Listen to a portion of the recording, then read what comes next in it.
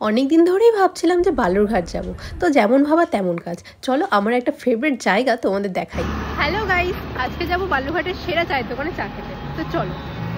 বালুরঘাট আসলে এই চা আমি একদমই মিস করি না, কারণ তোমরা শুধু দেখো কি সুন্দর ঘন করে একদিকে চা হচ্ছে, সাথেই দুধ জাল দিয়ে জাস্ট ক্ষীর করে রাখা রয়েছে, শুধু এই মালাইটা চায়ের উপর দেওয়ার অপেক্ষা।